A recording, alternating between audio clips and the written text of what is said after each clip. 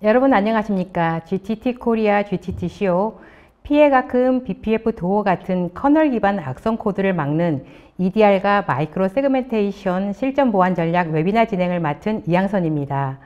최근 기업 보안 환경은 커널 수준에서 작동하는 고도화된 악성 코드와 같이 기존의 방어 체계를 우회하는 정교한 위험에 직면하고 있습니다. 특히 BPF 도어와 같은 공격은 탐지도 어렵고 피해 규모도 커 기업 보안 전략의 재정비가 요구되고 있습니다. 이번 웨비나에서는 BPF 도어가 사용하는 침투 기법과 단계별 위협을 살펴보고 EDR과 마이크로 세그멘테이션이 상호 보완적으로 작동해 초기 탐지부터 내부 확산 차단까지 이어지는 보안체계 구축법을 소개합니다. 오늘 웨비나를 위해 아카마이 테크놀로지의 신기호 상무님과 크라우드 스트라이크의 김동현 이사님을 모셨습니다. 안녕하십니까? 안녕하십니까? 네, 두 분 소개 부탁드립니다. 네, 안녕하세요. 저는 아카마이에서 기술을 담당하고 있는 신기욱입니다. 오늘 발표드릴 내용을 좀 준비하는 데 있어서 나름 이번 발생된 공격에서 어떤 효과를 우리가 얻어낼 수 있는지, 어떤 보안 준비를 해야 되는지를 좀 준비를 했습니다. 아카마이에서 나름 여러 분석 자료를 준비했는데요.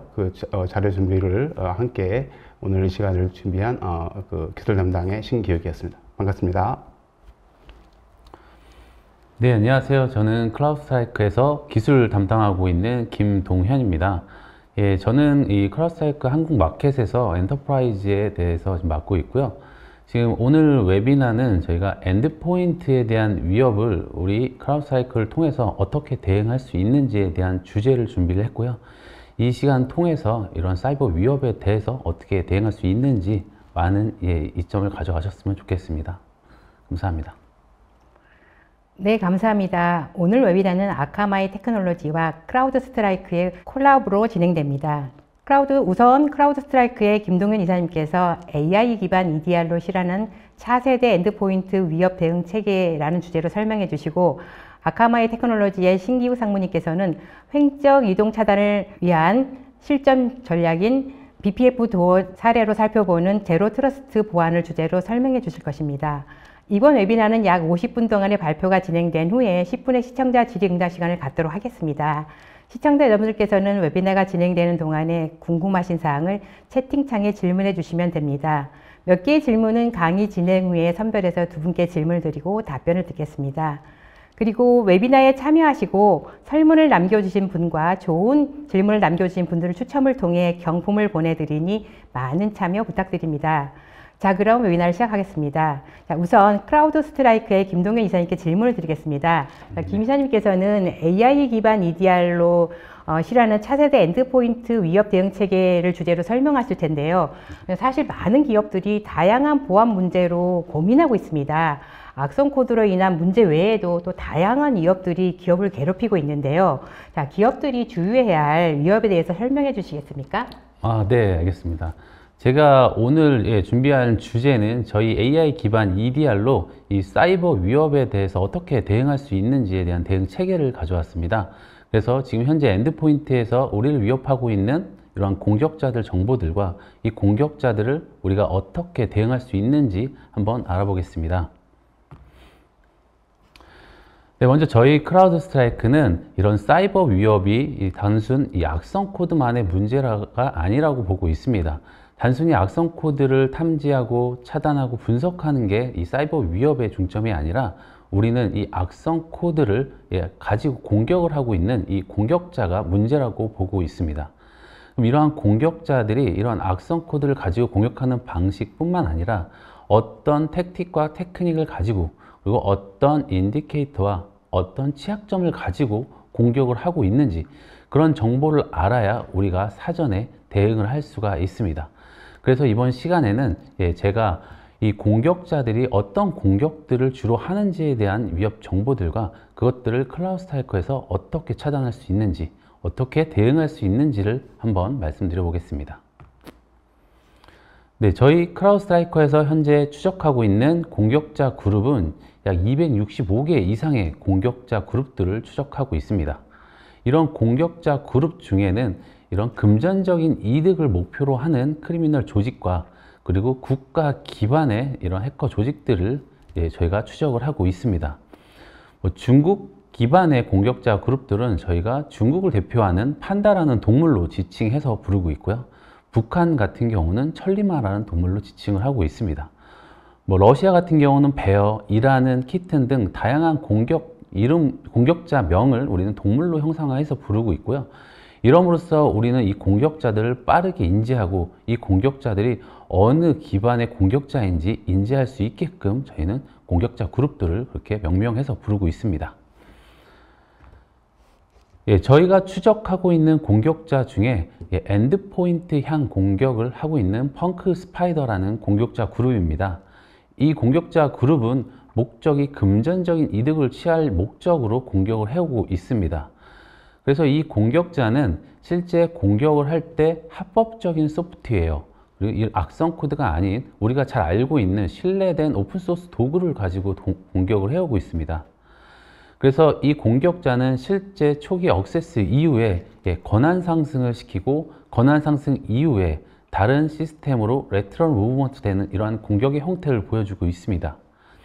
레트럴 무브먼트 이후에 이 공격자는 데이터를 유출하기 위한 그런 행위들을 하고요. 그 행위 이후에 최종적으로는 랜섬웨어를 배포해서 금전적인 이득을 취합니다. 좀 더 자세하게 이 펑크 스파이더에 대한 공격 유형을 보자면 초기의 억세스에서는 관리되지 않은 이러한 취약점을 이용해서 공격을 해오고 있습니다. 그래서 이 펑크 스파이더는 이 팔로알토의 VPN의 취약점을 이용해서 초기 억세스를 시도했고요.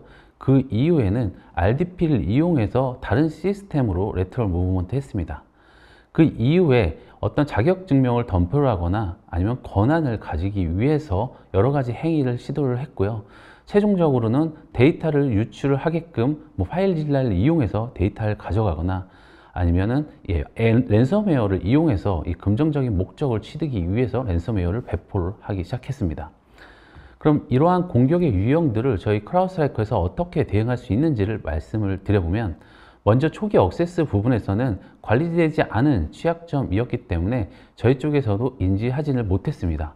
하지만 그 이후에 시스템에 접근했을 때 저희 팔콘 센서에서 바로 탐지가 가능했고요. 저희 위협 헌팅 팀인 오버워치에서도 바로 얘가 원격지에서 접속하는 로그다라는 것을 바로 판단을 했습니다. 그 이후에 이 공격자가 크리덴셜 억세스에 대한 행위를 할 때도 팔콘 센서에서 탐지되고 차단을 했고요. 그 이후에 데이터 유출을 시도할 때도 저희는 오버워치 팀에서 실제 데이터 유출의 위험성이 있기 때문에 이런 부분들을 고객에게 노티피케이션을 했습니다. 그래서 저희는 초기 접근부터 최종 랜섬웨어 배포까지 모든 단계에서 이런 이벤트들을 탐지하고 실제 헌팅을 통해서 고객에게 알려줄 수가 있었습니다. 그래서 이런 엔드포인트 보안에 대한 공격자들도 저희는 사전에 어떤 공격을 하는지를 알고 있어서 이런 공격에 대한 대응을 할 수 있었습니다. 네, 이사님 말씀을 통해서 위협 행위자들의 활동이 급격히 증가하고 있다는 것을 확인할 수 있었습니다. 또 게다가 펑크 스파이더와 같은 사용자들이 인지하기 어려운 이러한 공격들이 점점 정교해지고 또 빠르게 움직이고 있어 사실은 많이 우려가 됩니다. 자, 가장 걱정되는 것이 엔드포인트입니다. 실제 엔드포인트 보안의 과제는 무엇이 있을까요? 네. 지금 현재 공격자들은 굉장히 빠르고 굉장히 정확하게 공격을 하고 있습니다. 저희 2025년 글로벌 위협 리포트에서도 이 공격자들의 블랙아웃 타임, 그러니까 레트럴 무브먼트 되는 시간이 평균 48분이라는 시간을 기록하고 있습니다. 가장 빠른 레트럴 무브먼트 시간은 51초라는 시간으로 기록을 하고 있는데요. 이처럼 공격자들은 굉장히 빠르고 굉장히 정확하게 공격을 한다는 내용입니다. 그래서 우리는 이런 엔드포인트 공격에 대한 내용들을 방어할 수 있는 그러한 대응 방안을 마련해야 되지만 우리는 현재 엔드포인트로 들어오는 이 공격에 대한 형태를 막지 못하고 있습니다. 그럼 막지 못하는 형태의 챌린지를 보고 있으면 예전 방식의 시그니처 기반의 AV를 사용하는 오래된 보안 접근 방식을 사용하는 백신 때문에 우리는 이러한 알려지지 않은 공격들, 행위 기반의 공격들을 탐지할 수가 없습니다. 그래서 시그니처 패턴이 업데이트 돼야지만이 탐지할 수 있는 방식이 아니라 알려지지 않은 공격들, 이런 제로데이 공격들도 탐지가 가능한 이러한 플랫폼으로 변경이 필요합니다.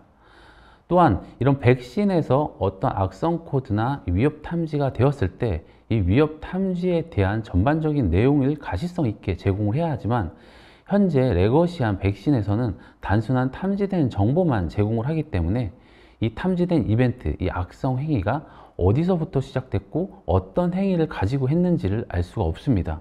그래서 우리는 좀 더 확장된 가시성 있는 플랫폼이 필요하고요. 마지막으로 우리가 굉장히 많은 에이전트들을 설치를 하고 있습니다. 엔드포인트를 보안을 하기 위해서 이 많은 솔루션들을 설치하고 있는데요. 이 에이전트들로 인해서 발생되는 리소스에 대한 생산성 문제들, 그리고 에이전트를 관리해야 되는 이 관리의 어려움 때문에 엔드포인트 보안에 대한 챌린지를 현재 있고 있습니다. 그래서 이러한 부분들 때문에 우리는 뭔가 획기적인 엔드포인트에 대한 플랫폼이 필요한 실정입니다. 네, 이사님께서 이제 기존의 엔드포인트 보안의 문제점들을 잘 짚어주셨습니다. 특히 시그니처 기반 탐지의 한계와 또 복잡한 운영 구조가 위협에 효과적으로 대응하지 못한다는 점 인상 깊었습니다. 자, 그렇다면 이를 극복하기 위한 크라우드 스트라이크의 차별화된 그런 솔루션의 특장점이 있을까요? 네. 저희 크라우드 스트라이커에서는 그래서 기존의 레거시한 시그니처 방식이 아닌 AI 머신러닝 방식을 채택을 했습니다. 그래서 이런 머신러닝 방식으로 저희는 탐지하고 차단하기 때문에 이미 알려진 공격뿐만 아니라 알려지지 않은 공격들, 이 제로데이성 공격들도 탐지할 수가 있고요. 단순히 악성 코드뿐만 아니라 어떤 행위 기반의 이벤트들도 탐지할 수가 있습니다. 이런 모든 이벤트들을 탐지하기 위해서 우리는 하나의 센서 그리고 하나의 플랫폼으로 제공을 하고 있고요. 단순히 엔드포인트뿐만 아니라 아이덴티티 영역 그리고 클라우드 워크로드 영역까지도 하나의 원 센서로 저희가 제공하고 있습니다. 그리고 저희는 센서가 설치된 이후에 재기동이 필요가 없기 때문에 즉각적인 보호 그리고 즉시 가치를 실현하실 수가 있습니다. 또한 저희는 행위 기반을 탐지하기 때문에 일반 시그니처 베이스보다 좀 더 은밀한 공격들, 좀 더 숨어져 있는 공격들을 탐지해낼 수가 있고요. 이 핸즈온 공격까지도 탐지할 수 있기 때문에 이런 행위 기반의 이벤트까지도 탐지가 가능합니다. 그리고 저희는 인텔리전스 기반으로 시작을 했기 때문에 인텔리전스에 대한 정보를 기반으로도 악성 행위들을 탐지를 할 수가 있고요. 이 인텔리전스에 대한 기반이 되는 데이터를 통해서 우리는 글로벌에 대한 위협들을 지속적으로 업데이트를 하기 때문에 최신 공격의 트렌드들도 바로바로 적용을 할 수 있습니다. 마지막으로는 샤롯 AI라는 자체 LLM을 통해서 우리는 어떤 이벤트와 사고가 발생했을 때 굉장히 빠른 사고 분석, 정확한 사고 분석을 통해서 이런 SOC에 대한 가속성을 높일 수가 있습니다. 네, 저희의 싱글 에이전트는 굉장히 하이 퍼포먼스, 굉장히 저사양의 리소스를 제공을 하고 있고요. 엔드포인트 뿐만 아니라 클라우드 영역, 클라우드의 VM과 컨테이너 워크로드 영역까지도 보호할 수가 있고요. 뿐만 아니라 아이덴티티 영역에서는 애저, AD 애저와 엔트라 ID, 옥타를 연계해서 우리가 제로 트러스트 기반의 보안을 제공할 수가 있습니다. 이런 엔드포인트, 클라우드 아이덴티티 영역을 우리는 하나의 싱글 에이전트로 하이 퍼포먼스하게 제공을 하고 있습니다. 저희 탐지 방식은 머신러닝 베이스의 방식으로 탐지하고 차단할 수가 있습니다. 먼저 센서의 머신러닝 기반과 클라우드의 머신러닝 기반으로 나눠져 있고요. 이 센서의 머신러닝 기반은 우리가 센서의 머신러닝의 데이터를 탑재해서 실제 정적인 머신러닝 기반의 데이터들을 분석할 수가 있고요. 실제 센서와 클라우드 간의 네트워크가 단절되더라도 저 센서 머신러닝을 통해서 이런 위협에 대해서 보호하고 탐지할 수 있는 영역을 유지할 수가 있습니다. 또한 저희 클라우드 머신러닝 영역에서는 좀 더 확대된 개념으로 저희가 어떤 행위 기반에 대한 트리거들을 다 분석할 수가 있고요. 그런 행위 기반의 IOA 정보 등을 저희 클라우드 머신러닝을 통해서 탐지하고 보호할 수가 있습니다. 네, 저희는 위협 인텔리전스를 제공하는 회사이기 때문에 이런 위협 인텔리전스에 대한 정보를 저희 팔콤 플랫폼에 녹여놨고요. 이 위협 인텔리전스가 기반이 되는 데이터는 저희 전 세계 글로벌에 설치되어 있는 저희 센서에서 수집되는 이런 텔레메터리 정보들, 사용자나 서버에서 발생되는 이런 위협 인사이트 정보를 수집을 하고 있습니다. 그리고 이런 수집된 데이터를 기반으로 저희가 추적하고 있는 257개 이상의 공격자 그룹에서 발생되는 공격의 유형들을 매칭을 시킬 수가 있고요. 이러한 공격자들이 행하는 공격의 형태들, 인디케이터 정보들을 실시간으로 업데이트를 하고 있습니다. 또한 이러한 공격자들이 공격하는 택틱과 테크닉, 이런 행위들도 우리가 주기적으로 계속 업데이트를 하고 있기 때문에 최신 공격의 트렌드들이 위협 인텔리전스에 녹여져 있습니다. 이런 위협 인텔리전스를 기반으로 우리는 위협을 탐지하고 차단할 수가 있습니다. 네, AI 기반 탐지 그리고 단일 에이전트 또 위협 인텔리전스 통합 등 크라우드 스트라이크 플랫폼의 강점을 잘 들었습니다. 자, 그렇다면 실제 이 기능들이 어떻게 구현되고 운영되는지 알고 싶은데요. 말씀하신 대로 팔콘 플랫폼 같은 경우는 엔드포인트 또 아이덴티티, 클라우드 워크로드를 보호하는 AI 기반의 EDR 또 XDR 플랫폼으로 잘 알려져 있습니다. 이 플랫폼은 어떻게 활용되나요? 네. 제가 오늘은 두 가지의 플랫폼의 모듈을 가져왔습니다. 예, 저희 첫 번째는 팔콘 프리벤트라는 모듈이고요. 이 팔콘 프리벤트는 차세대 젠 AV, NG-AV라는 백신을 대체할 수 있는 모듈입니다. 그래서 팔콘 프리벤트는 말씀드린 대로 AI 머신러닝을 활용한 예방 기술로 일반 머신러닝에 대한 기반으로 머레어를 탐지하고 파일 리스 공격을 탐지하고 제로데이 공격들을 차단할 수가 있습니다. 그래서 또한 이런 IOA 기반으로도 이런 데이터들을 탐지할 수가 있고요. 말씀드린 대로 인텔리전스에서 발생되는 인디케이터와 IOA 정보로도 탐지를 할 수가 있습니다. 그래서 우리 팔콘 프리벤트는 기존 레거시한 백신보다 좀 더 탐지율이 높고 탐지율이 더 넓다라고 말씀드릴 수 있고요. 제3자, 서드파티 평가 기관에서도 랜섬웨어를 탐지하고 정확성에 대해서도 100% 이상 탐지할 수 있다라는 평가를 받고 있습니다. 다음은 팔콘 인사이트라는 EDR입니다. EDR은 저희 크라우드스트라이커의 메인 솔루션으로 제공하고 있고요. 현재 6년 연속 가트너 매직 쿼드런트에서 EPP 부분에 최상위 리더로 위치하고 있습니다. 그만큼 업계 최고의 기술을 고객들에게 제공을 하고 있고요. EDR은 실제 텔레메터리 정보를 수집해서 어떤 위협들을 어떻게 그려줄지가 가장 중요한 키포인트인데 저희는 타 벤더보다 가장 많은 텔레메터리를 수집을 하고 있고요. 그런 텔레메터리 정보를 기반으로 공격을 당했을 때 이 공격이 어디서부터 어디까지 시작됐고 어떻게 공격이 이루어졌는지의 자세한 정보들을 마치 레코딩을 한 것처럼 보여주고 있습니다. 이처럼 우리는 EDR에 대해서 어떠한 가시성과 탐지 능력들을 제공을 하고 있고 그거를 글로벌 리더라고 말씀드릴 수 있습니다. 네, 저희 팔콘 플랫폼에서 제공하고 있는 기능 중에서 워크벤치라는 저희가 분석할 수 있는 협업 기능입니다. 이 워크벤치 기능에서는 실제 엔드포인트를 분석하는 것뿐만 아니라 아이덴티티, 클라우드에서 발생되는 이러한 이벤트까지도 하나의 통합 뷰에서 분석을 할 수가 있습니다. 그래서 우리는 이러한 통합 분석 뷰에서 이 크로스 도메인 공격들을 탐지하고 분석할 수가 있습니다. 그래서 아이덴티티를 통해서 공격이 침해가 당했고 이게 엔드포인트를 통해서 레트럴 무브먼트가 됐다. 그리고 이게 클라우드 향해 공격까지 이어졌다. 라는 항목들로 공격이 이어졌을 때 이 워크벤치라는 기능에서 모두 식별하고 탐지를 할 수가 있습니다. 네, 그래서 저희가 레트럴 무브먼트 되는 공격의 케이스의 데모를 하나 가져왔습니다. 실제 저희 플랫폼에서 레트럴 무브먼트 되는 공격의 형태를 어떻게 보여지는지 한번 말씀드려 보겠습니다. 먼저 몇 개의 호스트가 전파가 되었다는 걸 식별할 수가 있고요. 태그를 통해서 레트럴 무브먼트라는 공격을 확인할 수가 있습니다. 실제 호스트에서부터 발생되는 프로세스의 트리거들을 다 보실 수가 있고요.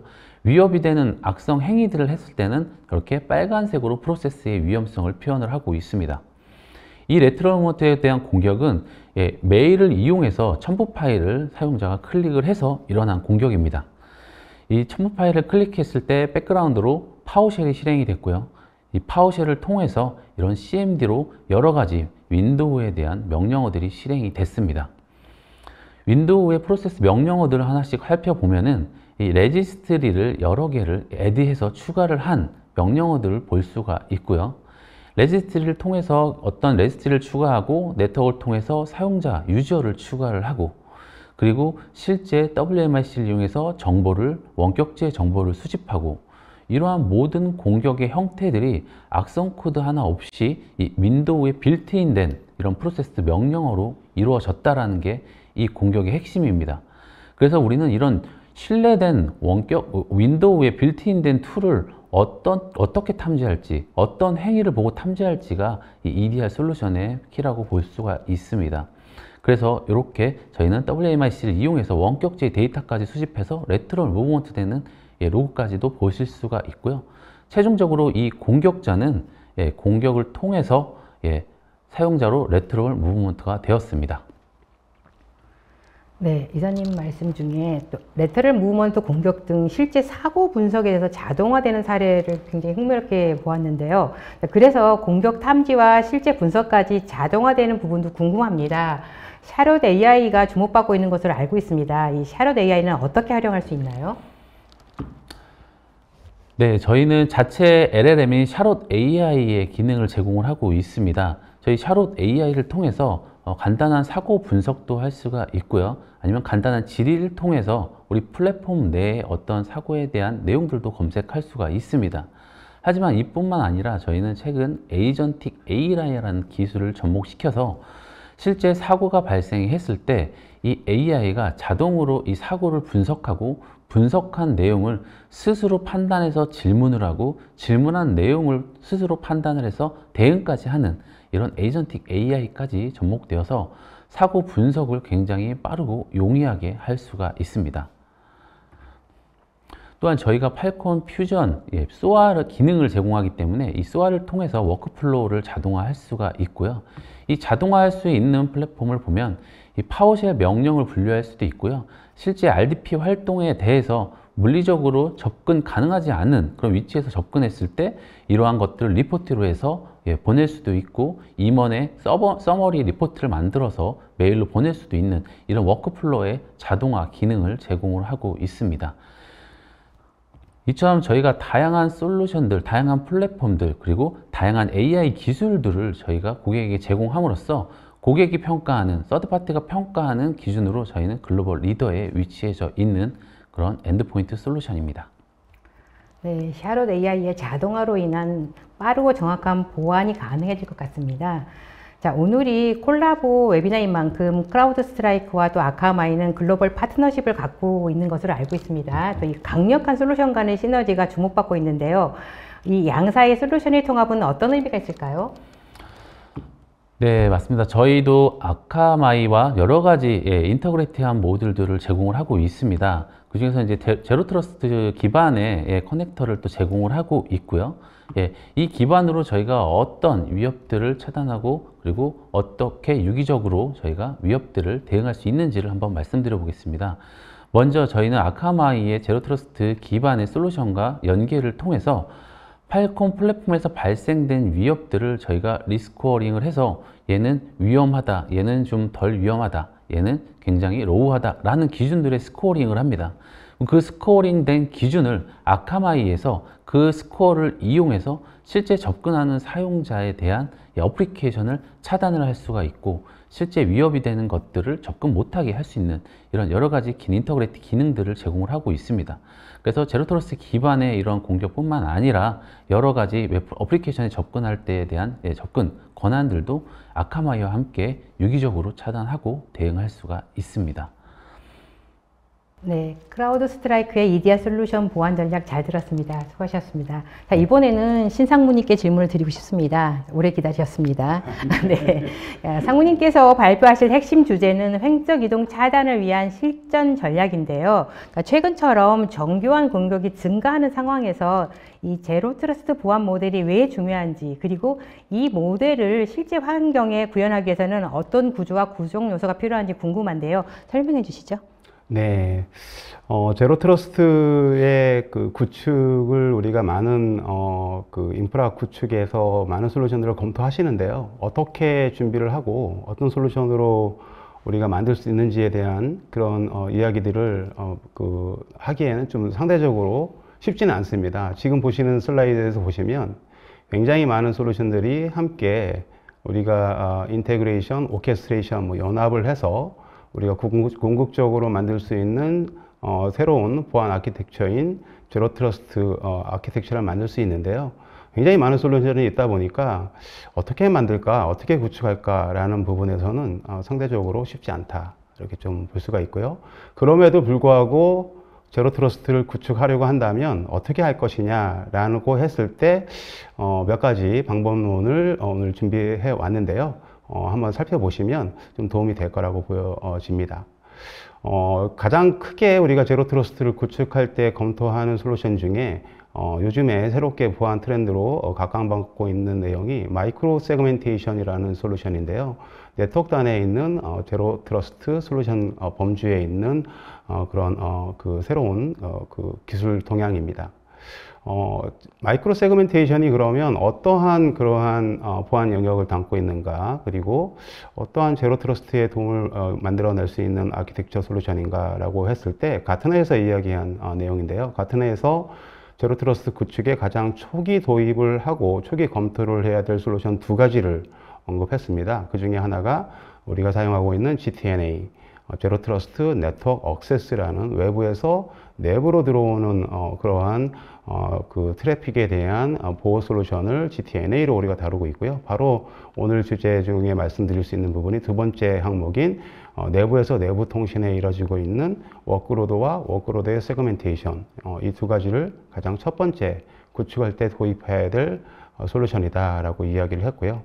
똑같은 이야기를 해외 쪽에서 이야기한 것뿐만 아니라 우리나라의 실정으로 좀 살펴보시게 된다면 재작년 7월이죠. 과기정통부에서 제로 트러스트 가이드라인 1.0을 발표했고요. 작년 12월에 2.0을 발표를 했습니다. 1.0에서는 핵심 원칙 세 가지를 이야기했고요. 2.0에서는 그거에 대한 성숙도 모델을 우리가 다뤄졌었는데요. 핵심 원칙 세 가지가 가장 좀 중요하다고 보여서 오늘 좀 준비를 해왔습니다. 인증체계 강화, 그리고 마이크로 세그멘테이션, 이 두 개를 통해서 얻을 수 있는 소프트웨어 정의 경계, 이 세 가지가 핵심 원칙이고요. 오늘 다룰 이야기는 이 중에 마이크로 세그멘테이션, 그리고 BPF 도어, 요즘에 커널단에서 발생되고 있는 그런 마레어를 마이크로 세그멘테이션이 어떻게 효율적으로 또 제어할 수 있는지, 이런 내용에 대한 구축 방안을 준비를 했습니다. 우리 아카마이가 아주 잘한다는 얘기가 문서에 들어있어서 한 장 좀 슬라이드를 준비를 했고요. 그리고 이 마이크로 세그멘테이션을 통해서 이제 우리가 보안을 강화할 수 있다라고 볼 수가 있을 것 같습니다. 그렇다면 이 마이크로 세그멘테이션, 궁극적으로는 세그멘테이션이죠. 이 세그멘테이션이 무엇인가라는 것을 이해하시면 왜 가트너 그리고 과기정통부에서 이런 이야기를 했을까라는 게 이제 좀 도움이 될 거라고 보여지는데요.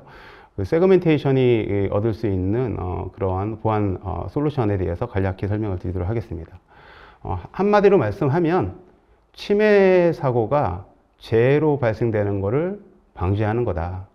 어떤 보안 사고가 일어났을 때 이게 전체 서비스 영역에 심각한 문제를 발생시키는 것까지는 우리가 제어를 하고 관리를 해야 된다. 그렇게 수행할 수 있는 방법론의 솔루션이 무엇이냐? 바로 그게 마이크로 세그멘테이션이다. 지금 배를 보시면요, 예를 들어서 외부에 충격에 의해서 물이 들어오면 물이 지금 빨간색 안에서만 갇히고 다른 쪽으로 넘어가지 않도록 이렇게 분할을 시켰습니다. 이게 바로 세그멘테이션의 기법이고요. 이걸 IT 환경에 그대로 적용한 내용이 마이크로 세그멘테이션이다 라고 좀 보시면 될 것 같습니다. 네.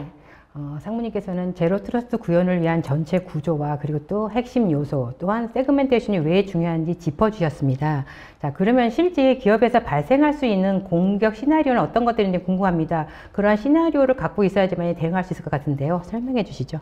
네, 시나리오 마이크로 세그멘테이션 관점에서 그리고 일반적으로 발생되는 그러한 공격 방식 패턴을 한번 살펴보는 게 지금 이 내용인데요. 전형적인 공격 시나리오입니다. 레터럴 무브먼트를 통한 공격 시나리오다라고 좀 보시면 될 것 같은데요.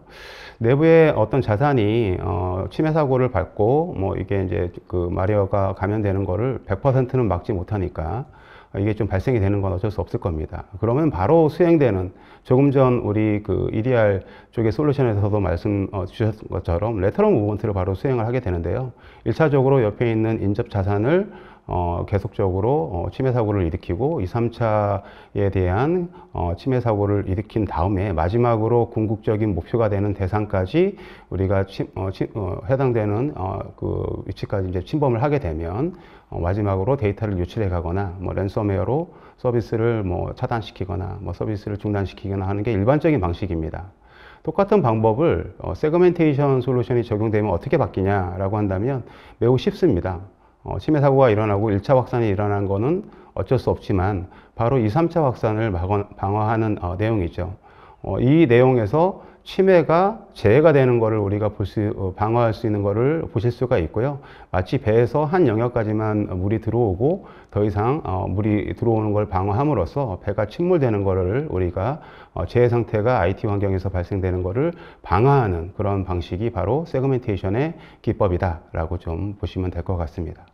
마이터텍의 그 프레임워크에서도 보시면 이 레터럴 무브먼트가 가장 핵심이 되는 어떤 침해 사고에 반드시 거쳐야 될 그러한 그런 방법론이고요. 그리고 뭐 데이터를 유출해 가거나 서비스를 중단시키는 그런 서비스의 임팩을 일으키는 데 있어서 발생되는 핵심 기법의 공격 방법이고, 이 레터럴 무브먼트를 가장 잘 처리할 수 있는 최적의 솔루션 중에 하나가 바로 오늘 말씀드리는 마이크로 세그멘테이션이다라고 설명을 드립니다.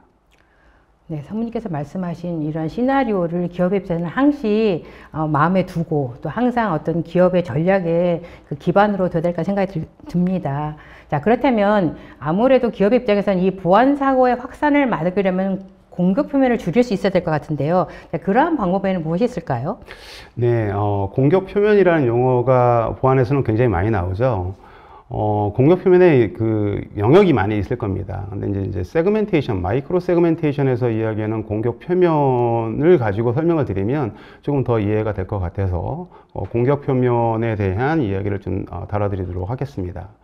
공격 표면을 줄인다는 얘기는 그대로 어떤 효과를 우리가 얻을 수 있냐라고 생각해 보면 침해 사고율을 감소시킬 수 있다라와 거의 비슷한 결과를 가져올 거라고 보여집니다. 지금 보시는 그 화면이 공격 표면을 우리가 줄임으로써 어떠한 보안 효과를 가지고 올 수 있는가를 설명하기 위해서 준비한 슬라이드인데요. 첫 번째로 공격 표면을 큰 영역으로 봤던 전체, 지금 보시는 화면이 공격 표면의 전체 영역이다라고 좀 보시면 될 것 같습니다. 그걸 우리가 플랫 네트워크이다, 즉 공격 표면이 존재하는 한 영역을 플랫 네트워크라고 표현할 수가 있는데 좀 용어가 어렵죠. 그냥 간단히 말씀드리면 같은 서브넷에 있는 자산군들, 뭐 C클래스 안에 있는 255개의 자산군들 또는 그쪽 안에 이제 보안 장비가 없게 되겠죠. 그리고 다른 서브넷에 대한 통신이 이루어진다 하더라도 어떤 보안 장비도 거치지 않은 상태에서 통신되는 그 자산군들, 그러한 시스템들, 서버들, 엔드포인트들의 집합군을 하나의 공격 표면이다, 플랫 네트워크이다라고 좀 볼 수가 있고요. 이 플랫 네트워크를 이 플랫 네트워크의 가장 큰 문제는 보안 사고가 일어나면 어떤 보안 장비도 없기 때문에 전체적으로 확산하는 레터럴 무브먼트에 굉장히 취약한 구조를 가지고 있다라고 볼 수가 있는 게 공격 표면이 가지고 있는 중요 포인트입니다. 한마디로 말하면 보안 장비가 없고 레터럴 무브먼트가 일어나는 이스트 웨스트 구간, 우리가 뭐 DMZ 구간에 있는 서버군들, 이런 대상들이 우리의 해커들이 공격 표면이고 우리 회사가 가지고 있는 공격 표면이다라고 좀 볼 수가 있습니다. 이거를 두 개로 나누면 공격 표면이 2분의 1로 줄게 되겠죠. 뭐 개발 환경과 아니면 운영 환경 이렇게 나눈다고 한다면 보시는 것처럼 똑같은 플랫 네트워크가 반으로 줄어지는 상태가 될 거고요.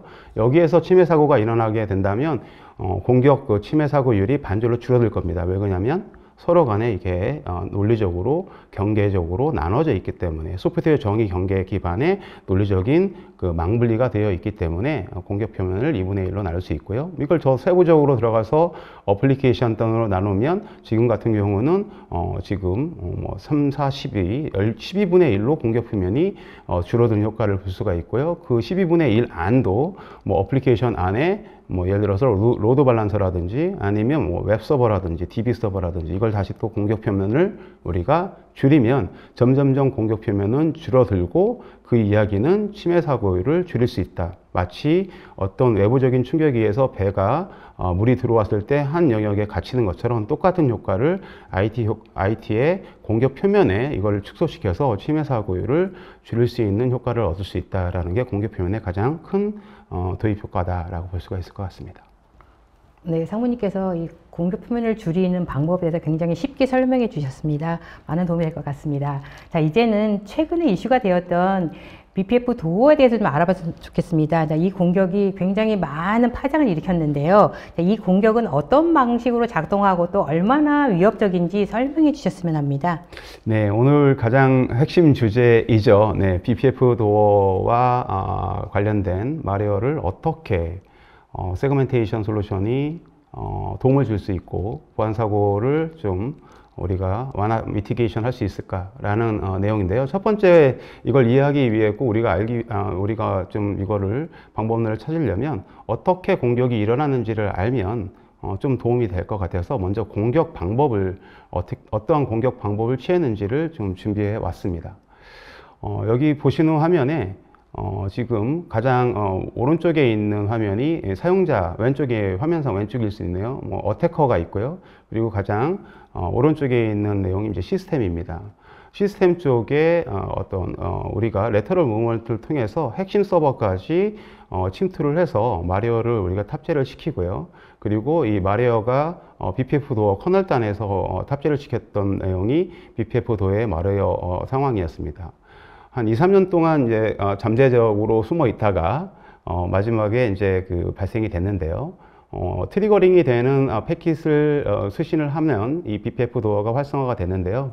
이걸 매직 패킷이라고 명칭을 했고 일반적인 TCP, UDP, ICMP 패턴으로 트래픽을 받게 되면 BPF 도어가 활성화가 됐습니다. 그리고 활성화된 다음에 한 다음 행위가 굉장히 중요한데요. 그 다음부터가 서버 보안을 무력화시키게 하기 위해서 서버에서 사용하고 있는 IP 테이블에 관련된 정책을 얼로 정책을 집어넣고요. 그리고 얼로 정책이 이루어진 다음에 리버스 쉘 방식으로 즉 서버가 어태커 쪽으로 커넥션을 이니시에이션 시키는 시도하는 상태로 내부에서 외부로 접속하는 커넥션을 만들고 커넥션이 이루어진 다음에 데이터를 유출하고 마지막으로 다시 아무 일도 없었던 것처럼 IP 테이블에 원복 작업을 하고 다시 또 BPF 도어가 숨어 있는 스텔스 상태로 다시 존재하고 있는 이런 방식이 BPF 도어가 취하고 있는 공격 방식이었습니다.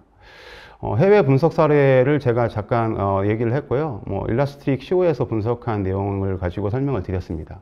똑같은 내용을 우리나라에서 이제 키사에서 분석한 내용을 보게 되면 같은 패턴입니다. 서버에 침투를 했고요.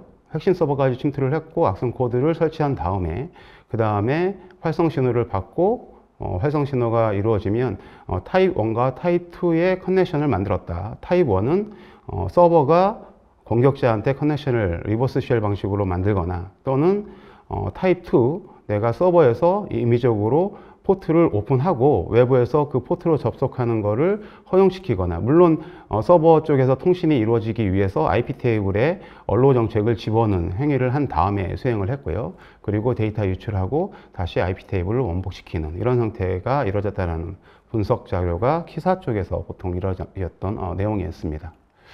네, 이 두 가지의 공격 방법을 통해서 공격 사고가 일어났고요. 이게 이제 실제 BPF가 이루어졌던 공격 방법이었다라고 말씀드립니다. 네. 네. 정말로 좀 궁금했던 내용들이었습니다. 그런데 상무님께서 자세하게 설명해 주셔서 이제 이해가 됐습니다. 결국 이제는 BPF 도어라는 이제 저희가 적을 알았습니다. 그럼 적을 알면 이걸 막아야 되지 않겠습니까? 네, 그렇죠. 네, 그렇다면 이 공격을 효과적으로 막을 수 있는 방법이 있을 것 같습니다. 네. 우선 아무래도 기업 입장에서는 초기 탐지서부터 또 확산 방지까지 하나의 전략이 필요할 것 같은데요. 이제 이게 말씀하셨던 마이크로 세그멘테이션으로 가능할 것 같은데 어떻게 활용될 수 있을까요?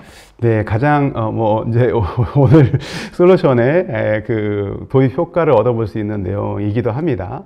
어떻게 했는가 단계별로 설명을 드리면 단계별로 어떤 역할을 하는지를 보시면 우리가 좀 도움이 되실 거라고 보여집니다. 그래서 단계별 보안 체계를 하나씩 설명드리도록 하겠습니다. 첫 번째로 수행했던 내용을 우리가 살펴보면 전 내용을 살펴보면 중요 핵심 서버까지 침투를 했다라는 이야기를 했습니다. 마이크로 세그멘테이션은 레터럴 무브먼트를 차단하는 솔루션이고요. 1차 침해 사고가 중요한 시스템까지 확산하는 것을 방지하는 솔루션입니다. 우리의 가장 중요한 개인정보를 담고 있는 시스템까지 침범할 수 없도록 이거를 방어할 수 있다는 거죠. 레터럴 무브먼트를 차단할 수 있다는 얘기입니다. 왜 이게 가능하냐라고 한다면 어떤 솔루션도 어떤 보안 공격도 한 번에 가장 중요한 시스템에 직접적으로 공격을 시도할 수는 없겠죠. 가장 보안이 취약한 근접 내부에 있는 자산에 침투를 하고요. 그리고 횡적 확산을 통해서 중요 시스템까지 다가가는 게 일반적인 패턴입니다.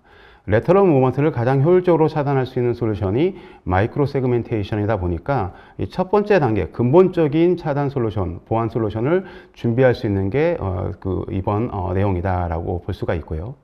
그럼에도 불구하고 우리의 핵심 서버가 속된 말로 침범을 당했다, 털렸다, 들어갔다, 이런 좀 악의적인 상태에 임팩되어 있는 그런 브랜치 상태, 어택 상태의 환경 상태가 준비가 돼 버렸다라고 했을 때는 그 다음 단계는 어떻게 할 것이냐라고 볼 수가 있는데요.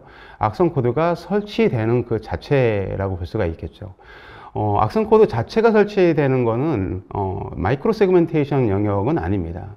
오늘 전에 이야기했던 바로 전 세션에서 했던 우리 EDR 솔루션들이 아주 잘할 수 있는 내용이라고 볼 수가 있겠죠. 악성 코드가 설치되는 그 자체를 우리가 제어할 수 있는데 굉장히 도움이 되는 솔루션이라고 볼 수가 있는데요. 일단 악성 코드가 설치가 되는 상태까지는 이 두 솔루션으로 시너지를 만들어낼 수 있을 거라고 보여집니다. 그 다음부터가 이제 좀 우리가 살펴볼 만한 내용으로 볼 수가 있는데요. 활성 신호를 받았다라고 얘기를 했습니다. 활성 신호는 우리가 알고 있는 일반적인 그러한 패킷입니다. TCP 통신이나 아니면 UDP, ICMP. 물론 그 안에 BPF 도어가 활성화되기 위한 시그네처가 숨어 있는 상태로 발생이 되었기는 했지만 일반적인 패턴을 취했다, 일반적인 형태를 취했다라고 해서 일반 보안 장비들이 탐지 및 차단하기에는 굉장히 어려웠다라고 볼 수가 있습니다. 마이크로 세그멘테이션은 이걸 탐지해낼 수 있고 차단시킬 수가 있는데요. 활성 신호 패킷을 탐지할 수 있다가 첫 번째 하나고 두 번째는 차단시킬 수 있다가 두 번째 내용입니다. 탐지는 어떤 방식으로 이루어지냐라고 한다면 세그멘테이션의 솔루션은 우리가 알고 있는 화이트 리스트 방식입니다. 얼로 리스트가 방화벽처럼 얼로 리스트가 있고 마지막에 NANE deni가 있게 되는데요. BPF 도어가 감염되고 나서 활성 신호가 오게 됐을 때 기존의 언로우 정책에 2년 전에 있었던 그러한 그런 통신 플로우에 대한 언로우 정책은 현재 존재하지 않겠죠. 그래서 NANE deny 쪽에 걸려서 이게 차단이 되고 거기에 차단된 인스턴스에 대한 탐지가 일어나는 게 일반적인 방식이고 그래서 우리 같은 세그멘테이션은 이걸 방어할 수 있다라고 볼 수가 있습니다. 그래서 탐지가 가능하다 그리고 차단이 가능하다라고 볼 수 있습니다. 그럼에도 불구하고 교묘한 공격이다 보니까 BPF 도어의 악성 코드는 비록 차단이 됐다 하더라도 이게 활성화되는 것 자체를 세그멘테이션이 방어하지는 못합니다. 그 이유는 커널단에서 구동되고 있는 악성 코드였기 때문이죠. 결국에는 비록 차단이 됐다 하더라도 BPF 도어는 자체적으로 매직 패킷을 스니핑하고 활성화가 되는 상태가 발생됐다라는 얘기고요. 그렇지만 세그멘테이션 솔루션이 탐지와 방어 액션은 수행할 수 있었다라고 볼 수 있는 겁니다. 그 다음 스텝으로 활성화가 된 다음에 BPF 도어가 했던 액션은 IP 테이블을 변조했죠. 즉 리버스 쉘 커넥션을 만들기 위해서 기존의 방화벽 정책을 무력화시켰습니다. 서버 보안을 무력화시켰었던 테이블, 언로 정책을, 보안 정책을 집어넣는데요. IP 테이블에 넣습니다.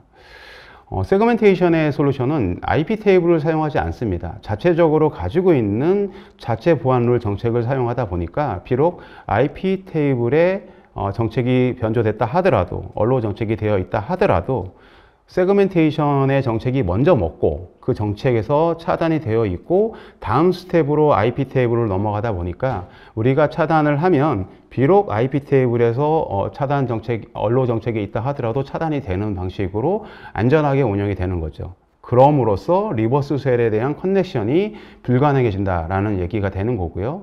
내부에서 외부로 접속하려면 언로 정책이 있어야 되니까요. 궁극적으로 서버 보안에 대한 무력화를 방어할 수 있었고, 이 무력화를 통해서 리버스 쉘 또는 오픈 포트를 열어서 커넥션이 연결되는 그 자체를 제어 방어할 수 있었다라는 이야기가 되는 겁니다.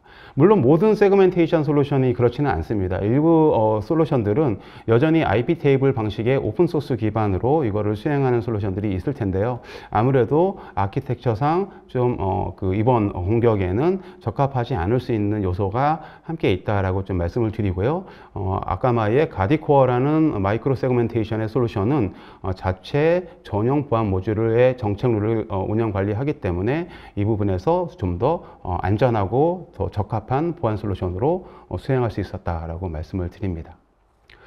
네, 본사 쪽에서 저희가 분석한 내용입니다. 제가 두 가지를 말씀드렸죠. 하나는 우리 일라스틱 서치, 그 다음에 두 번째는 우리 키사.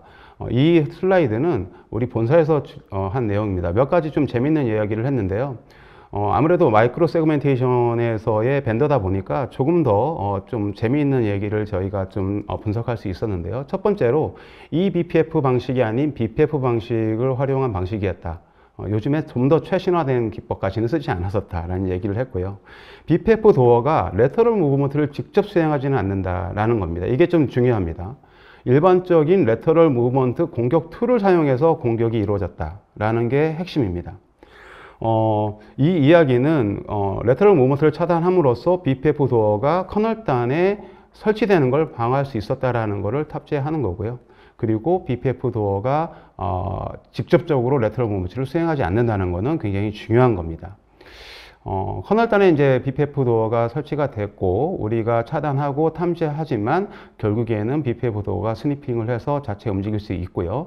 마지막으로 레터럴 무브먼트 데이터에 대한 유출을 하기 위해서 리버스 쉘이나 아니면 오픈 포트를 타입 1, 2에 대한 커넥션은 마이크로 세그멘테이션이 가장 잘할 수 있는 보호 영역이기 때문에 정확하게 제대로 보호 방어할 수 있다라는 분석 자료였습니다. 네, 여기까지가 이제 그 공격에 대한 시나리오를 어떻게 방어할 수 있냐라는 걸 말씀을 드렸고요. 다음 단계로 마이크로 세그멘테이션은 침해된 시스템을 얼마나 빨리 찾아낼 수 있냐라는 기능도 가지고 있습니다. 이걸 빨리 찾아내서 즉각적으로 격리시킬 수 있는 기능까지 같이 우리가 수행할 수 있는데요. 이 격리 기능을 활용하기 위한 즉각적인 분석 내용이 지금 이 내용입니다. OS 쿼리문을 통해서 수행할 수 있는데 일라스틱 서치에서 분석한 내용으로 보면 침해 사고가 일어난 시스템 같은 경우는 바 밑에, 럼 밑에 PID가 우리가 고동되는데 PID가 0바이트 또는 10바이트 이상의 비정상적인 PID의 흔적 자료를 남기더라 라는 이야기를 분석을 했고요. 이거를 자산이 저희 그 가디코의 에이전트가 세그멘테이션 에이지가 설치되어 있을 경우 리모트에서 OS 쿼리문을 던지면 전체적인 시스템 설치되어 있는 에이전트가 설치되어 있는 자산군에 대해서는 바 밑에 런 밑에 PID가 0바이트거나 또는 10바이트 이상이 되고 있는 자산군들을 바로 찾아내서 그 자산들을 즉각적으로 찾아낼 수가 있습니다. 이 찾아낸 자산을 격리시키는 상태로도 즉각적인 격리를 아주 간단한 룰로 정책을 사용할 수 있는 것까지도 가능하다. 즉 BPF 도어의 가장 적합한 보안 솔루션 중에 하나로 검토할 만한 솔루션이다 라고 좀 자신 있게 말씀드립니다. 네, 심층 분석에 대한 이야기들을 좀 다뤘던 내용이었고요. 네, 여기까지 제가 해서 하고요. 그렇다면 이제 마지막으로 마이크로 세그멘테이션과 EDR은 그러면 어떠한 서로 간의 보완적인 역할에서 보안을 더 강화시킬 수 있는가라는 거를 좀 강조하고 싶은 슬라이드를 준비했는데요. 간단히 보면 EDR은 우리 이 화면에서 보면 백신과 같은 우리 코로나 때 보시면 코로나랑 좀 비교를 하면 아주 좀 쉽게 이해가 될 수가 있을 건데요. 코로나의 가장 효율적인 방어 체계가 이루어졌던 것은 백신을 맞고 마스크를 썼을 때였습니다. 백신이 EDR 쪽에 좀 역할에 좀 충실하다고 한다면 세그멘테이션은 마스크와 좀 비슷한 내용이었습니다. 우리가 백신이 나오기 전까지 마스크를 했을 때 좀 보호 효과를 많이 얻었고요. 백신이 들어왔을 때 최적화됐고, 그 다음에 백신이 빠졌을 때 마스크로도 어느 정도 됐고, 마스크와 백신이 이제 빠진 상태에서 다시 또 코로나가 지금 계속 발생되는 상황을 볼 수가 있는데요. 그 백신이 시그네처에 관련된 매칭 또는 자가 분석, 자가 면역이 요즘 일어나고 있죠. 우리 같은 경우는 요즘 백신 안 맞아도 코로나에 대한 대응 능력이 어느 정도 있죠. 그럼에도 불구하고 조금씩은 결국에는 코로나에 걸리는 사람들이 좀 있습니다. 자가 면역이나 아니면 시그네처에 대한 백신을 투입받고 움직이는 게 기존의 EDR이 가지고 있는 머신러닝이나 아니면 AI 머신러닝 또는 시그네처 기반을 통한 그런 보호 영역이라고 했다면, 그럼에도 불구하고 우리는 코로나가 조금씩 계속 발생이 되고 있는 거를 또 효율적으로 얻을 수 있는 부분이 바로 마스크이고요. 마스크는 그러한 자산 안에서 움직이는 게 아니라 자산으로 들어오거나 자산에서 나가는 거에 대한 네트워크단에 관련된 보호를 함께 수행함으로써 심층 방어를 우리가 만들어낼 수 있다라고 볼 수 있는 게 두 솔루션이 함께 준비되었을 때 얻을 수 있는 큰 효과다라고 말씀을 드립니다. 네, 상무님 말씀을 들으니 사실은 걱정이 안 됐다가도 사실 이 BPF 도구가 더 걱정이 됩니다.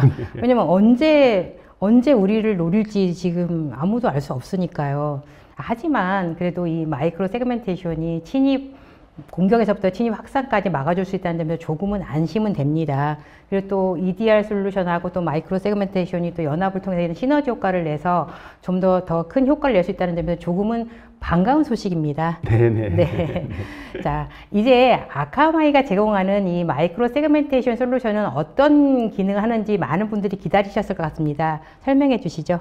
네, 지금부터는 이제 아카마이 가디코어에 대한 솔루션 소개를 간략히 한 5분 정도 말씀을 드리려고 하는데요.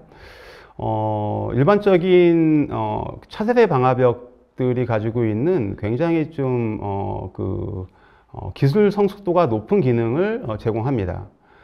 첫 번째로 당연히 뭐 상용 방화벽 모듈이고요. 디나이 리스트와 얼로우 리스트를 같이 제공하고 있고요. 그리고 AI의 머신러닝 기반을 활용한 데이터 학습을 통한 메타 학습을 통한 정책 룰에 대한 서제션을 제공받을 수가 있습니다. 이건 이제 기본적인 기능이라고 볼 수가 있고요.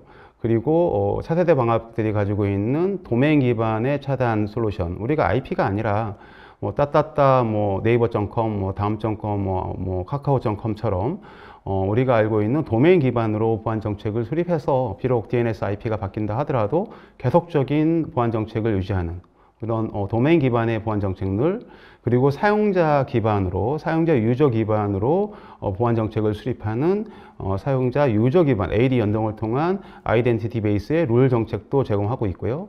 그리고 스레드 인텔리전트 기반의 레퓨테이션 기반에 대한 인스턴스에 대한 가이드를 받고 보안 정책을 아주 쉽게 정책을 수행할 수 있는 레퓨테이션 기능, 그리고 조금 전에 말씀드렸던 인사이트 쿼리, OS 쿼리 문이었죠. 우리가 특별한 자산의 어떤 내용을 추출해내는 뭐 어디까지 가능하냐라고 한다면 데스크탑이나 이런 시스템에 있는 시리얼 넘버를 뽑아내는 것까지도 가능합니다. 그래서 굉장히 디테일한 정보까지 자산에 대한 식별 기능을 해낼 수 있다라고 좀 보는 인사이트 쿼리 기능을 가질 수가 있고요. 그리고 기존 방화벽들이 가지고 있지 않는, 차세대 방화벽들이 가지고 있지 않은 프로세스 레벨까지의 보안 정책을 수립할 수가 있습니다. 예를 들어서 80포트가 아파치로 구동됐을 때와 80포트 웹서버가 엔진엑스로 고정됐을 때 엔진엑스는 접속을 하고 아파치는 차단시켜 주세요 라는 그런 보안 프로세스까지 우리가 감별을 해서 차단을 할 수 있는 기능까지도 제공 가능한 내용이 이 세그멘테이션이 가지고 있는 비록 아주 작은 모듈의 방화벽 모듈인데도 불구하고 기능은 굉장히 파워풀한 그런 기능을 활용할 수 있는 기능이다라고 볼 수가 있고요.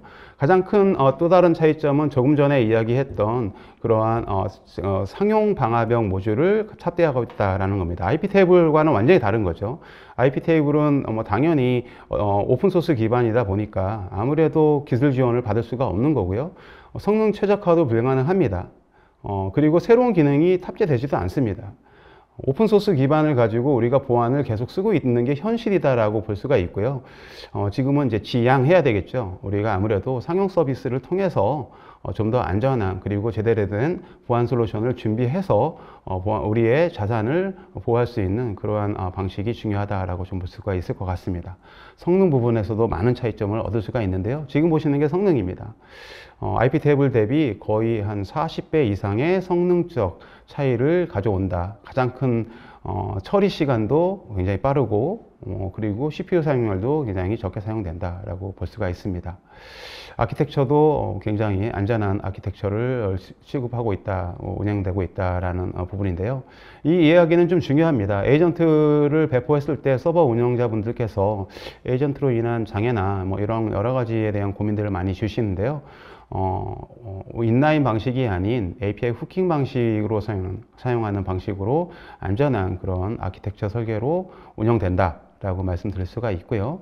커널 모듈이 안전한 커널 모듈 방식이다. 커널을 건들거나 모디파이 하지 않습니다. IP 테이블이 사용하는 게 IP 언더바 테이블즈라는 커널 모듈을 사용하듯이 일반적인 커널 모듈을 사용하는 방식으로 커널에 해당되는 정보를 습득하고 액션을 수행하는 방식이다 보니까 기존 그 커널을 건들지 않는, 설치하고 리부팅이 필요하지 않는 그런 안전한 그런 아키텍처 설계 기준을 가지고 있다. CPU 사용률이 거의 2% 이내로 안전하게 운영할 수 있다라는 이야기를 볼 수가 있고요. 이 커널의 안정성이 가장 중요해서 슬라이드 하나를 준비했는데요.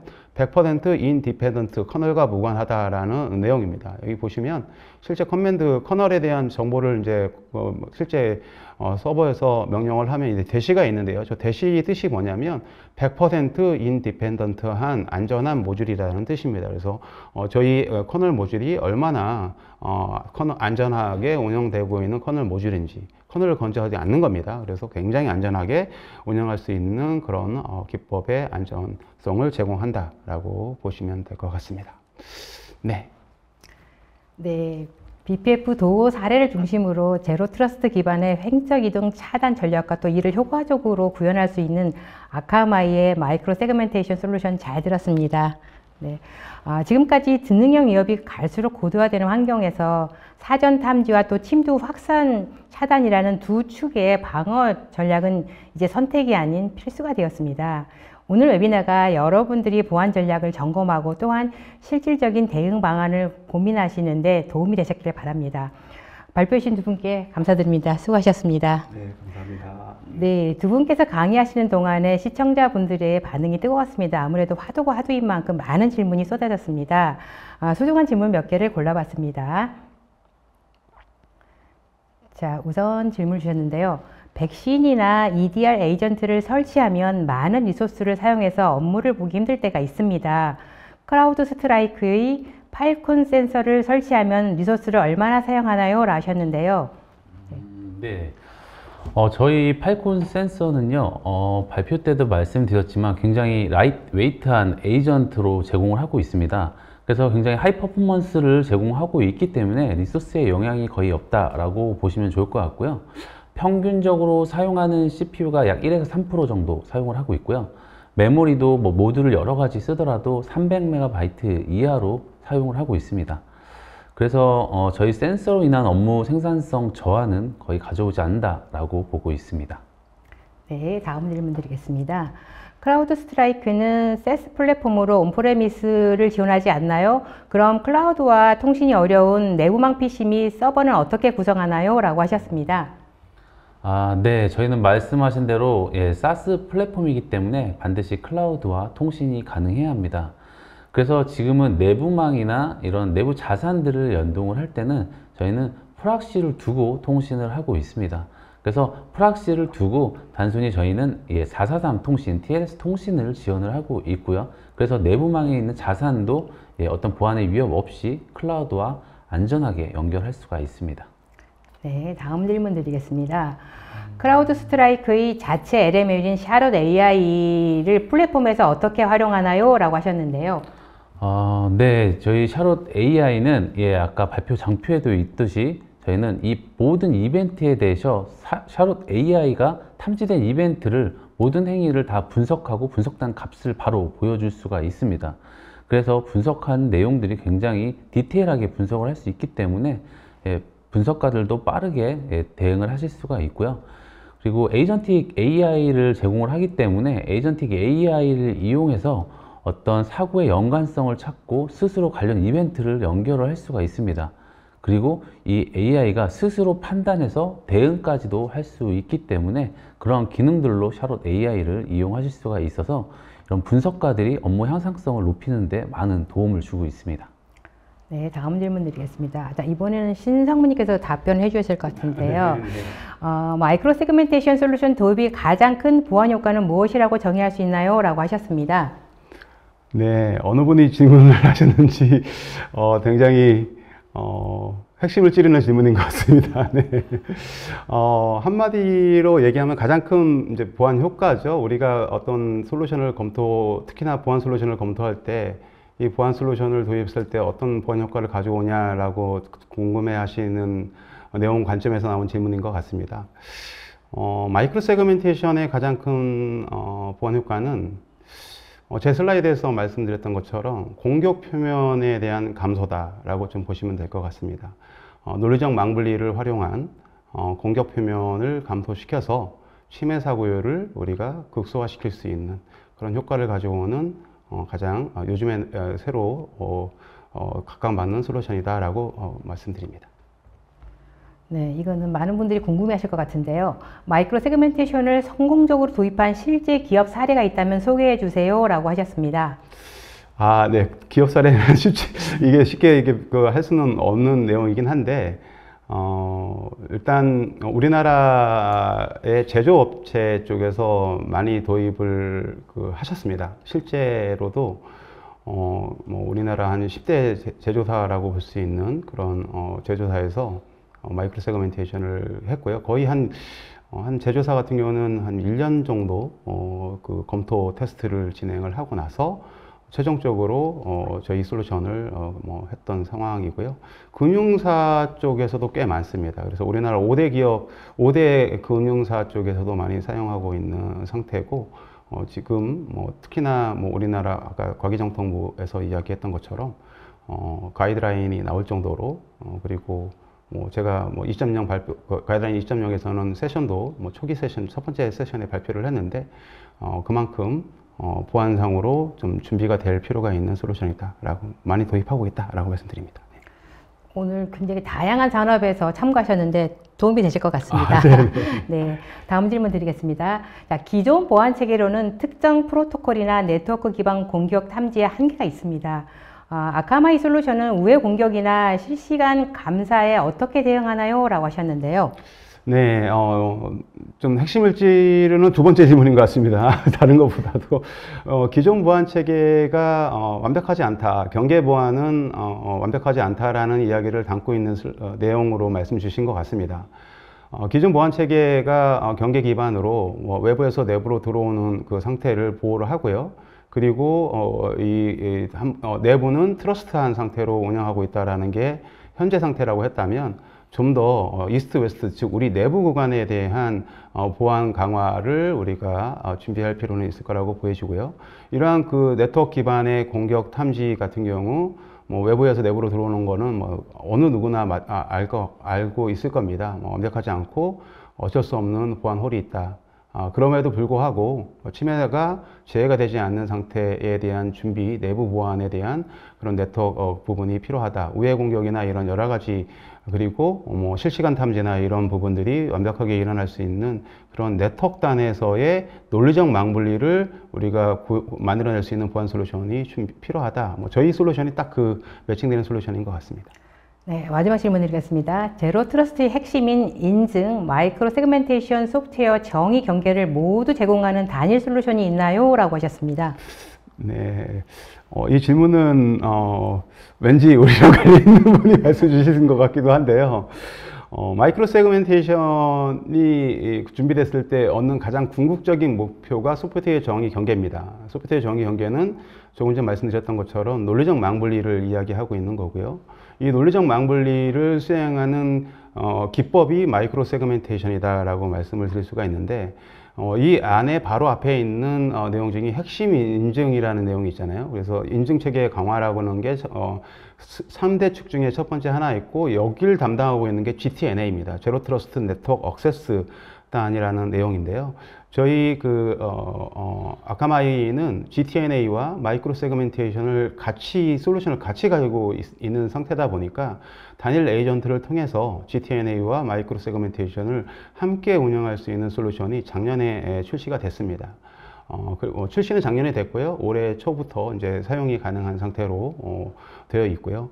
아까 우리 클라우드 스트라이크에서도 함께 움직였던 내용을 좀 보시면 엔터프라이즈 액세스, 리모트 액세스라는 EAA라는 어플리케이션 액세스라는 것과 이제 연합이 되고 스코어링이 돼서 보안 차단을 할 수 있다라는 그 내용을 잠깐 언급을 해주셨는데, 그 솔루션이 GTNA이고요. 이 GTNA 솔루션이 세그멘테이션과 싱글 에이전트를 통해서 거의 유일하게 단일 벤더의 기술력으로 제공하는 업체가 아카마이 팀이다라고 말씀드립니다. 네, 감사합니다. 쏟아지는 질문에 성의껏 답변해 주신 두 분께 감사드립니다.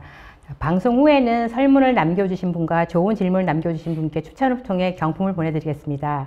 끝으로 두 분께 오늘 웨비나 소감 부탁드립니다. 상무님. 네.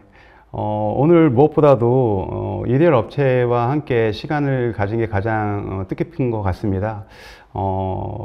항상 이야기를 마이크로 세그멘테이션은 EDR과 서로 이렇게 연합을 하는 심층 방어에 서로 간에 보완을 하는 솔루션이라는 이야기를 계속 고객분들에게 말씀을 드렸는데요. 실제적으로 그런 이벤트나 어떤 보안 솔루션을 함께 제공하는 기회는 그렇게 많지 않았던 것 같습니다. 그래서 무엇보다도 EDR 업체와 함께 이 좋은 시간을 가졌던 게 가장 뜻깊었고요. 그리고 마이크로 세그멘테이션, 그리고 우리 EDR 솔루션과 함께 우리나라의 보안을 조금은 더 안전하고, 그리고 아직까지 많이 보안 투자를 하지 않은 이스트 웨스트 구간의 영역, 내부 구간에 대한 보안 전략을 우리가 함께 수립할 수 있는 그러한 수립의 필요성에 대한 전략을 잘 설명할 수 있는 시간이지 않았을까. 그래서 상당히 의미 있고요. 오늘 시간에 조금이라도 도움이 되시는 분이 계셨다면 그걸로 저는 참 오늘 하루 이 시간이 굉장히 뜻깊지 않았을까라는 생각이 듭니다. 네. 네. 네, 오늘 웨비나에 저희를 초대해 주신 먼저 저희 아카마이와 GT 코리아께 감사 말씀드리고요. 오늘 저희 아카마이와 같이 이렇게 콜라보레이션으로 웨비나를 할 수 있는 자리가 굉장히 뜻깊고 의미 있는 자리인 것 같습니다. 앞으로 향후 이 단일 보안 솔루션 말고 이 통합된 보안이 필요한 실정이기 때문에 아카마이와 같이 우리가 앞으로 이런 사업에도 협업할 수 있는 그런 비즈니스가 됐으면 좋겠습니다. 예, 감사합니다. 네, 이상으로 GTT 코리아, GTT CO, 피해가 큰 BPF 도어와 같은 커널 기반의 악성 코드를 막는 EDR과 마이크로 세그멘테이션 실전 보안 전략 웨비나를 마치겠습니다. 오늘 웨비나 영상은 일주일 후에 GTT CO에 업로드될 예정입니다. GTT CO는 계속해서 유익한 웨비나 방송으로 시청자 여러분들을 찾아뵙겠습니다. 시청해주신 여러분 고맙습니다.